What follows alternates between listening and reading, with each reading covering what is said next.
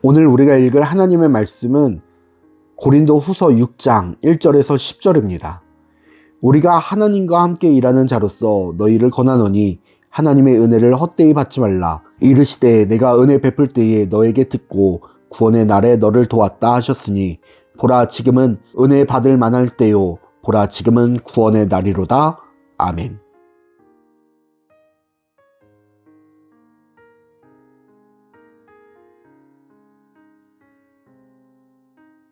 하나님의 역사를 바라보는 우리가 고린도 후서 6장 1절에서 10절 말씀을 통하여 함께 살펴볼 주제는 은혜의 때를 전하는 사람들입니다.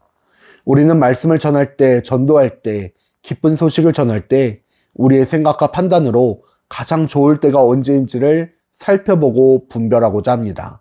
하지만 오늘 말씀에서는 은혜 받기 가장 좋은 때는 지금이라 말씀하고 있습니다.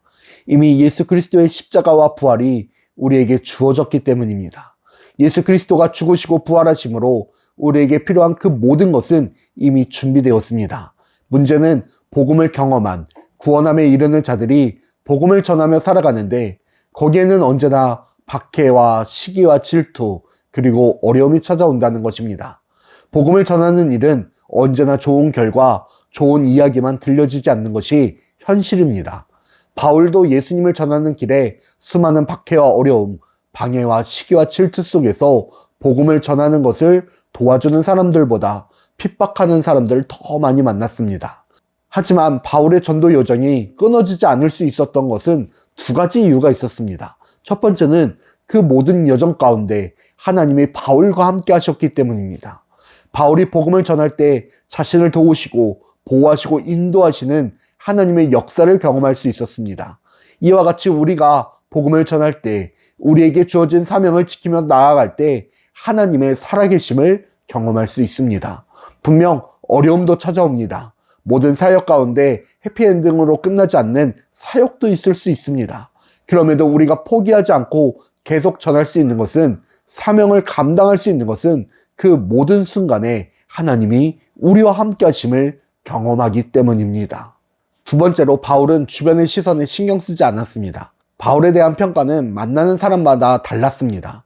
유대인들 입장에서는 배신자이고 로마인들 입장에서는 새로운 사상을 가르치는 사람이고 이단자들 입장에서는 자신들의 일을 방해하는 사람들이고 기존의 성도들에게는 굴러온 돌이 박힌 돌을 빼내는 사람인 것처럼 보였습니다. 그러나 바울은 그들의 시선에 신경 쓰지 않았습니다. 그가 해야 할 일은 표대를 향하여 달려가는 길밖에 없었기 때문입니다. 우리는 사람들의 입술 속에서 오르락내리락하는 평판을 기대하고 복음을 전하는 자들이 아닙니다. 받은 사명을 행하며 살아가는 사람들이기 때문에 우린 그들의 시선에 신경 쓰지 않습니다. 그리고 우리의 평가는 그 사람들이 아니라 우리에게 사명을 주신 예수님으로부터 내려지게 됩니다. 사랑하는 불꽃교회 성도 여러분, 우리가 받은 은혜는 예수 그리스도의 피값이었습니다. 그렇기에 우리의 가치는 예수님의 생명값입니다. 절대로 헛되고 헛된 가치가 아닙니다. 그렇기에 우리가 전하는 복음은 절대로 값싸거나 싸구려가 아닙니다. 그러니까 당당해도 괜찮습니다. 그러니까 지금 전해도 문제가 없습니다. 그리고 이 은혜를 우리가 고백하기에 전하기에 가장 좋은 때는 바로 지금입니다.